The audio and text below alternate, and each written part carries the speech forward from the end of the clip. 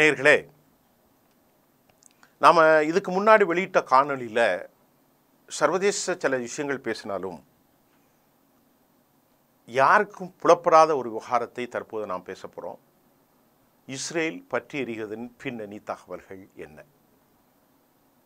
இஸ்ரேலுடைய இந்த அழுகுரலுக்கு கதறுதலுக்கு காரணம் என்ன? உலகத்தில் இதுவரைக்கும் யாராலும் இன்வின்சிபிள் ஃபோர்ஸ் என்று சொல்லக்கூடிய ஒரு பெரிய மாய கட்டமைப்பை இஸ்ரேல் கொண்டிருந்தது. அவர்களுடைய ஆயுதங்களும் அவர்களுடைய கூரிய உளவுத்துறையின் அறிவும் சிந்தனையும் டெக்னிக்கல் எஃபர்ட்ஸ் எல்லாம் யாரும் நுழைய முடியாத ஒரு பெரும் பாதுகாப்பு மண்டலம் என இன்வின்சிபிள் ஃபோர்ஸ் என்று இருந்ததை தற்போது தகடுபடியாக ஆகியிருக்கிறது. அதை நாம் வேறொரு காணொளியில் சொன்னாலும் கூட இயற்கை அவர்களை நெருப்பு வளையத்தால் சூழ்ந்திருக்கிறது என்பதுதான் பெரும் பிரச்சனைக்குரிய விலையாக மாறியிருக்கிறது. என்ன நெருப்பு அப்படின்னு பார்த்தா, பொதுவாகவே இஸ்ரேலில் 4 லட்சம் ஏக்கர் வனப்பகுதிகளை கொண்டது. அந்த வனப்பகுதிகளில் 2.25 லட்சத்திற்கும் மேற்பட்ட மேன்மேடு அவர்களால் வளர்க்கப்பட்ட வனக்காடுகள் உருவானது. இது அவர்களுடைய செல்வ வளத்தில் மிக முக்கியமான ஒன்று. உலகத்தில் இரிகேஷன் சிஸ்டத்தில் குறைவான தண்ணீரை பயன்படுத்தி அதிகமான ஈல்டிங் விளைச்சலை வேளாண்மையில் சாதித்த மகத்தான ஒரு நாடு இஸ்ரேல். அந்த அளவிற்கு தொழில்நுட்பம் நிறைந்தது. இந்தியா போன்ற நாடுகள் குறைவான தண்ணீரை எப்படி பயன்படுத்த வேண்டும், ராஜஸ்தான் போன்ற வறண்ட பகுதிகள் என்பதெல்லாம் அந்த வாட்டர் இரிகேஷன் சிஸ்டத்தின் மூலம் வெற்றி பெற்ற ஒரு மாபெரும் அறிவுஜீவி தலம் இஸ்ரேல். ஆனால் இன்றைக்கு இஸ்ரேல் தீ பற்றி எரிகிற ஒரு கால சூழ்நிலையை, இஸ்ரேலுடைய தொடர் கதறலையும் எங்களால் தாங்க முடியவில்லை, எங்களால் எங்களை காப்பாற்றி கொள்ள முடியவில்லை, யூரோப் யூனியன் எங்களுக்கு உதவி செய்ய வேண்டும் என விண்ணப்பத்தை அவர்கள் வைக்கிற நிலைமைக்கு அவர்கள் வந்துவிட்டார்கள். இதன் விளைவாக 18க்கும் மேற்பட்டவர்கள் கைது செய்யப்பட்டிருக்கிறார்கள். ஆனால் மற்றொரு செய்தி, 3 பலஸ்தீனியர்கள் கைது செய்யப்பட்டதாக தகவல்களை வெளியிடுகின்றது. இந்த காட்டுப்பகுதியில் விளைவாக, எல்லையற்ற இந்த காட்டு தீயின் விளைவாக டெல் அவீவுக்கும் அதே போன்று ஜெருசலேம் புனித நகருக்கும் இடையிலான அந்த நீண்ட வெளி அகலச்சாலையில் மக்கள் தங்கள் கார்களை விட்டு ஓடுவதாகவும் நேற்று நாம் சொன்னோம். இன்றைக்கு அந்த தீ பயங்கரமாக பிடித்ததின் விளைவாக பலர் கொல்லப்பட்டிருக்கிறார்கள், பலர் எரிந்து போயிருக்கிறார்கள், பலர் மருத்துவமனையிலே அனுமதிக்கப்பட்டிருக்கிறார்கள். ஆனாலும் 1.5 ஆண்டுகளுக்கு போர் நடந்து ஒரு காயத்தை கூட தங்களுக்கு ஏற்பட்டவில்லை, ஒரு மரணம் கூட எங்களுக்கு ஏற்பட்டவில்லை என்று சொல்லி இருந்த இஸ்ரேல் தற்போதும் அதே தகவலைத்தான் சொல்கிறாங்க. காட்டுத்தீயின் மூலம் 17-13 பேர் சிறு காயங்கள். ஆனால் உண்மை என்னவென்றால் அநேகம் பேர் எரிந்து போனதாக செய்திகள் வருகிறது. பல வீடுகள் பற்றி எறிவதாக செய்து வருகிறது. ஜெருசலேம் பகுதியிலிருந்து எந்த பலஸ்தீன மக்களை இவர்கள் விரட்டினார்களோ அந்த பகுதியில்தான் இந்த ராட்சச தீ வளையம் சுற்றி பிடித்திருப்பதாகவும் செய்திகள் கிடைத்திருக்கிறது. ஆக இதற்கு உதவிக்காக ஒரு Europe union, France, Germany, idli, மாசிடோனா, இப்படி பல நாடுகள், லாவோஸ், எல்லா நாடுகளில் இருந்தும் இவர்களுக்கு 122க்கும் மேற்பட்ட குழுக்கள் அல்லது அதற்கு மேற்பட்ட குழுக்கள், அதாவது ஃபயர் ஃபைட்டர்ஸ், அங்கே தீயணைப்பு படை வீரர்கள் வந்து தீயை அணைத்து கொண்டிருக்கிறார்கள். ஆனால் கட்டுக்குள் வைக்கப்படவில்லை என்று சொல்லப்படுகின்றது. இதில் குறிப்பாக இஸ்ரேல் என்ன சொல்கிறாங்க, பல இடங்களில் அந்த பேட்சா ஃபயர் ஆச்சு. ஆகவே இதில் ஒரு கான்ஸ்பிரசி இருக்குது அப்படின்ட்டு பலஸ்தீனர்கள் தான் இதற்கு காரணம் என்று பாயிண்ட் நம்பர் 1 வைக்கிறாங்க. பாயிண்ட் நம்பர் 2, இல்லை இஸ்ரேலே இந்த தீயை வைத்து கொண்டிருக்கலாம். சர்வதேசத்திற்காக அவர்கள் சில எய்டுகளுக்காக இன்றைக்கு அவர்களிடத்தில் இருக்கிற பொருளாதார நெருக்கடியை சந்திக்க முடியாமல் சர்வதேசத்தின் கவனத்தை இங்கு திருப்புவதற்காகவும் உதவிகளை பெறுவதற்காகவும் இதை அவர்கள் செய்திருக்கலாம் என்ற ஒரு செய்தியும் பரபரப்பாக நேற்று வெளியானது. 3வது ஒரு செய்தி, இல்லை, அது இயற்கையாக பிடித்தது. வறண்டு போன இந்த காலகட்டத்தில் ஏப்ரலுக்கு பின்புதான் மத்திய அந்த பகுதிகளில் கிழக்கில் கடும் சூடான நிலை உருவாகும். வறண்ட காற்று அங்கே உண்டு.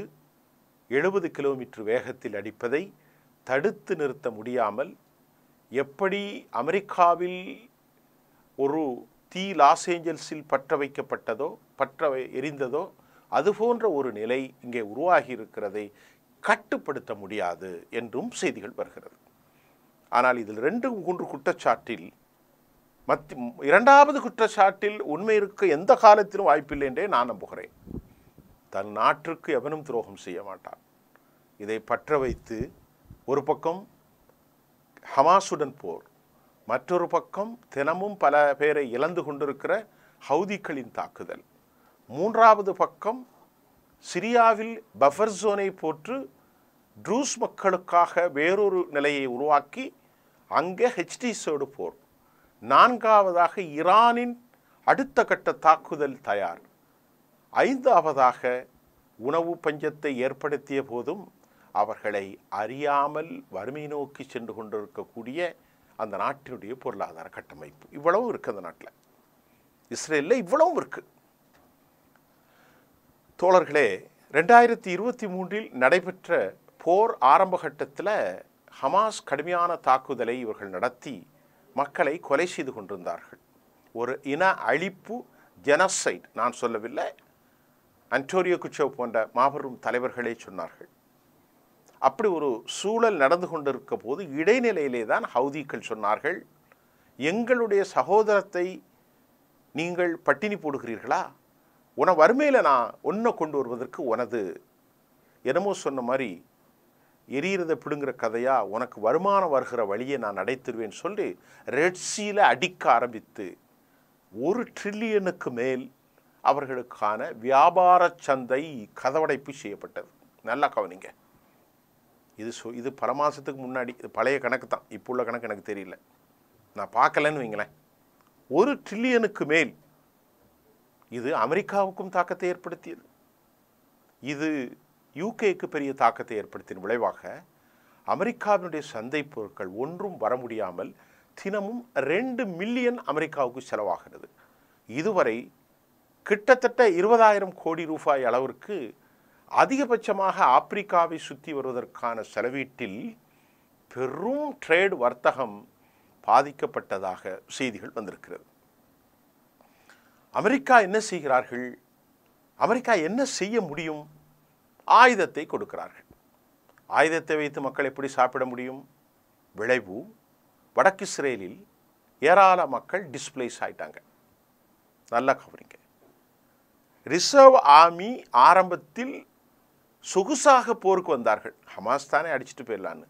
இன்றைக்கி ரிசர்வ் ஆர்மி என்னென்னு சொன்னால், அதை உங்களுக்கு புரிகிற மாதிரி சொல்கிறேன். ஒவ்வொரு டிபார்ட்மெண்ட்டில் இருக்கிறவங்க தன் சொந்த நாட்டுக்கு வீரர்களாக முன்னவர்கள் தான் அந்த ரிசர்வ் ஆர்மி. அவர்களில் 60% இப்போது படைகளை விட்டு வெளியேறிட்டாங்க. அவர்கள் தொழில் போயிற்று.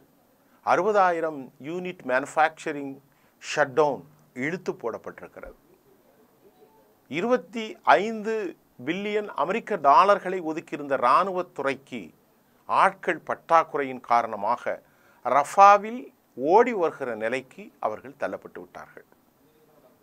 ஹவுதிகளின் தாக்குதலின் மூலமாக இதுவரை 10 லட்சம் கோடி ரூபாய்க்கு மேல், அதாவது $100 பில்லியன் மேல், அவர்கள் 125 பில்லியன் டாலர்களுக்கு மேல், 10 லட்சம் கோடிக்கு மேல் அவர்களுக்கு இழப்பு ஏற்பட்டிருப்பதாக தகவல் வருது. ஒரு சின்ன தேசத்தில் 90 லட்சம் மக்கள் வாழ்கிற ஒரு நாட்டில் 10 லட்சம் கோடிக்கு மேல் அவர்களுக்கு இழப்பாகும், இன்னும் அதை மறுஉருவாக்கம் செய்வதற்கு மிக நீண்ட காலமாகும் என்பதும் அவர்களுக்கு நல்ல செய்தியே அல்ல.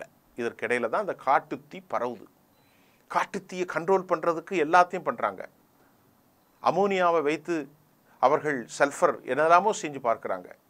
ஆனாலும் காட்டுத்தீ அடங்க மறுக்கிறது. லாஸ் ஏஞ்சல்ஸில் வைத்த அதே காட்டுத்தீயின் தொடர்ச்சி எந்த சம்பந்தமும் இல்லாமல் டெல்லவீலையும் ஜெருசலத்தையும் பற்றுகிறதே. ஜெருசலம் ஒரு ஆன்மீக நகர் அல்லவா?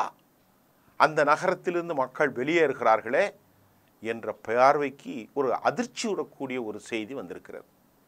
என்னன்னா, செட்டிலர்ஸ்ன்னு சொல்லக்கூடிய ஜெருசலத்தில் பலஸ்தீனத்தினுடைய மக்களை வெளியேற்றினார்கள் அல்லவா? வெளியேற்றி பல யூத குடியேற்றங்களை எங்கு அமைத்தார்களோ அந்த பகுதிதான் மிக கடுமையான எரியூற்றலுக்கும் அனர்த்தத்திற்கும் உள்ளாகியதாகவும், அங்கு ஏராளமான உயிர் பலிகள் இருக்கலாமோ என்று எண்ணக்கூடிய அளவிற்கான செய்திகள் ஒட்டுமொத்த உலகத்தையும் பதபதைக்க வைத்தது மட்டுமல்லாமல் சிந்திக்கும் மக்களுக்கு இதில் ஒரு தெளிவான அத்தாட்சி நமக்கு கிடைத்திருக்கிறது. தோழர்களே, 10 லட்சம் கோடி மேல் ஒரு லாபம், இனி அது மறுஉருவாக்கம் செய்ய வேண்டும்.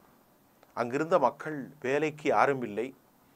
அங்கே நிறைய லேபர்ஸாக ஒர்க் செஞ்ச பலஸ்தீன் மக்கள் 85 விழுக்காடு வீடற்றவர்களாகவும் உறவுகளற்றவர்களாகவும் தனித்து விடப்பட்டார்கள். பலஸ்தீனம் இன்றைக்கு சொல்ல முடியாத கொடுமையிலே போய்விட்டது. நாட்டிலிருந்து பலர் வெளியேறி கொண்டே இருக்கிறார்கள். பென்கூரியன் விமான நிலையத்தில் ஷெட்யூல்டு மாற்றப்படுகிறது. அதே போன்று டெல்லவியுக்கும் ஜெருசலத்துக்கும் இடையான சாலைகள் பற்றி எரிகிறது. அதனுடைய ஜிடிபி மிக மோசமான ஒரு சூழல் சென்று கொண்டிருக்கிறது. நாட்டில் மக்கள் 72% மக்கள் போரை நிறுத்த வேண்டும் என கொக்கரிக்கிறார்கள். ஆனால் ஒரு தனி மனிதன் 32 எம்பிக்களை வைத்துக்கொண்டு போரை நிறுத்த மறுக்கிறார். அதற்கு துணையாக கூட்டாளிகளை அவர் அழைக்கிறார். பென்கவீர், ஸ்மோட்ரிச் போன்றவர்கள், நப்தாலி போன்றவர்களின் கடும் போக்குவாதம் அவர்களை நிலைநிறுத்த வைத்திருக்கிறது. ஆனால் இயற்கையோ மீண்டும் ஒரு எச்சரிக்கை கொடுக்கின்றது. வரம்பு மீறி போருக்கு சம்பந்தமில்லாத அப்பாவிகளையும் குழந்தைகளையும் வயதானவர்களையும் படுகொலை செய்தால் இயற்கை அவர்களை சும்மா விடுமா என்ற கேள்வி பலஸ்தீனர்கள் மத்தியிலே எழுகின்றது. ஆனால் இல்லை, நீந்தான் எங்களை தீய வைத்து கொளுத்துகிறாய் என சின்பட்டுக்கு அவர்கள் உத்தரவிட்டு ஆய்வை மேற்கொள்கிறார்கள். பலர் கைது செய்யப்பட்டு கூண்டுக்குள் அழைக்கப்பட்டிருக்கிறார்கள். உண்மையிலேயே இதனுடைய முடிவுகள் நமக்கு தெரியவில்லை. ஆனாலும் எரிந்து போகாத இஸ்ரேல் மக்கள் காப்பாற்றப்பட வேண்டும். இது மனித உயிர்கள். அது யூத உயிர்களாக இருந்தாலும் பலஸ்தீன மக்களாக இருந்தாலும், யூத குழந்தைகளாக இருந்தாலும் பலஸ்தீன குழந்தைகளாக இருந்தாலும் நம்முடைய பிள்ளைகள் தானே. ஆகவே இந்த அனர்த்தத்திலிருந்து அவர்கள் விடுபட வேண்டும். அதே நேரம் பட்டினியாலும் பசியாலும் யாசகம் வாங்குவதற்கு கூட ஆள் இல்லாமல், யாசகம் தாருங்கள் என்று உறக்க குரல் கொடுப்பதற்கு கண்ணீர் கூட இல்லாத அளவிற்கு மங்கிப்போன அந்த மக்களுக்கான உணவு என்ன என்ற கேள்வியில் யாராலும் அணைக்க முடியாத காட்டுத்தீ மிக கடூரமான தாக்குதலை நடத்தி கொண்டிருக்கிறது. இன்னும் சில நாட்களில் இதனுடைய பெரிய பாதிப்பு வரும்.